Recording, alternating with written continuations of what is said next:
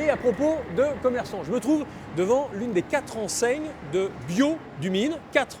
On va aller voir le gérant.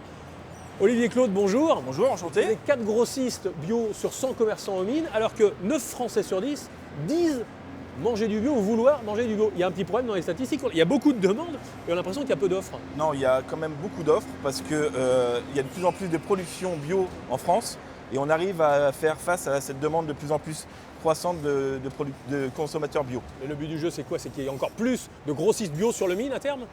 Pas forcément beaucoup plus, mais déjà une meilleure production, une meilleure offre, et ce qui pourra pallier cette demande croissante de produits bio pour les Français. Bon, comment ça fonctionne une structure comme la vôtre? Qui sont vos producteurs? C'est local, c'est national? Alors, principalement local. Et au fur et à mesure des saisons, quand on n'arrive pas à trouver dans le local, on va dans toute la France, dans différentes régions, et après on va à l'étranger. Et les clients, qui sont-ils eux? Les clients, c'est des magasins spécialisés et aussi des marchés ambulants. On a parlé juste avant de venir vous voir des circuits courts qui se développent de plus en plus. Vous êtes en fait un maillon de plus dans cette chaîne. Comment vous vous positionnez? Ça vous cause du tort ou pas? Alors, c'est les deux en même temps. C'est qu'on était déjà installés avant ces maillons courts. Et en fait, les consommateurs trouvent les légumes en région. Par contre, le reste des productions, ils le trouvent chez nous.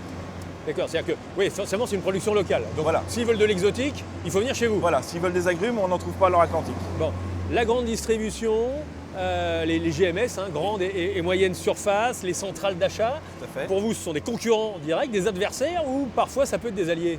Alors, c'est plutôt des concurrents parce que nous, on ne travaille pas du tout avec eux comme on ne fait pas de produits emballés. Mais c'est aussi une différence de produit. Il faut qu'on se démarque par rapport aux produits, par rapport à la GMS. Bon, et au niveau des producteurs, est-ce que vous arrivez à avoir éventuellement les mêmes producteurs, parce qu'ils vendent du bio comme vous, ou alors, comment dire, ils jettent leur dévolu sur un producteur en l'empêchant un petit peu de travailler avec vous? Alors, il y a les deux cas de figure. C'est que souvent, les petits producteurs arrivent à travailler avec tout le monde. C'est-à-dire que moi, ça fait 25 ans que je fais du produit bio. J'ai des amis producteurs qui travaillent principalement avec moi ou d'autres. Et autrement, des gros producteurs qui travaillent surtout avec la GMS. Ça fait moins de 3 ans que vous êtes installé. Le bio, vous avez toujours travaillé dans le bio. Avant, vous étiez dans une autre enseigne avant de prendre votre indépendance et de devenir gérant de cette boutique. Tout à fait. Il fallait créer cette structure avant le déménagement? Oui, parce qu'à fin 2014, tous les contrats étaient actés pour le déménagement. Si je n'étais pas installé avant, je n'aurais pas pu déménager sur le nouveau Mine. Ça veut dire que ça aurait été plus cher de s'installer? J'étais même pas prévu. Bah voilà, j'étais même pas prévu.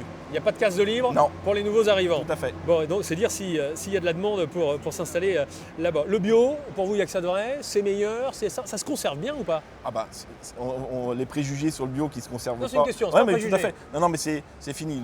Les produits se conservent bien. Les produits sont meilleurs, sont plus vitaminés, ont plus de goût. Ça, c'est indéniable. Bon. Qui fixe les prix? Il y a ce que vous appelez, je ne sais pas si vous l'avez sur vous, une mercuriale. En fait, c'est ni plus ni moins la liste de vos produits voilà, avec les tarifs. Oui. Pour le porc, on sait que le porc, ça marche au marché au Cadran, qui est à Plérin dans les Côtes d'Armor, et qui donne les cotations un petit peu pour la France entière. Tout à fait. Pour les fruits et légumes, ça fonctionne comment? Alors les Bretons, encore eux, travaillent beaucoup au Cadran pour leurs produits. Mais le reste de la production travaille de gré à gré avec les producteurs. Donc ça veut dire que vous mettez les prix que vous voulez, voilà. Libre aux clients de les accepter ou pas? Tout à fait.